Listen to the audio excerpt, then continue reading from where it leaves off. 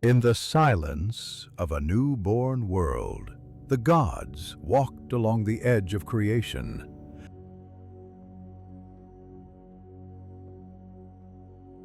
By the sea, where wind meets wave, they found two trees, one ash, one elm. The trees stood still, lifeless, quiet. But something lingered within. Odin stepped forward, not with eyes alone, but with a depth of his spirit. He saw more than bark and branch. He saw potential. He saw life waiting to awaken. Beside him stood his brothers, Vili and Vili. Together, they reached out. Odin gave them soul, Und, the spark of consciousness.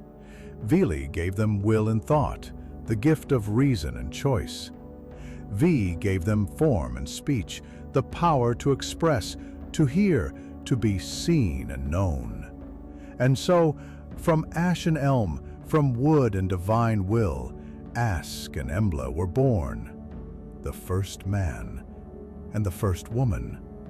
They awoke not as gods, but as mortals, fragile, curious, full of wonder. Their eyes opened to a world of stars and sea, of mountains, beasts, wind, and snow. And the gods, seeing them whole, placed them in Midgard, the realm of men. There, Ask and Embla took their first uncertain steps. They learned, they feared, they loved, they dreamed. From them, humanity would rise, yet even then, they were never truly free. Watched by the gods, haunted by fate, their story had only just begun. In Norse belief, Ask and Embla were not chosen, they were shaped, not by accident, but by intention. They were born from trees, but destined for struggle. Children of balance, caught between fire and ice, order and chaos, gods and giants.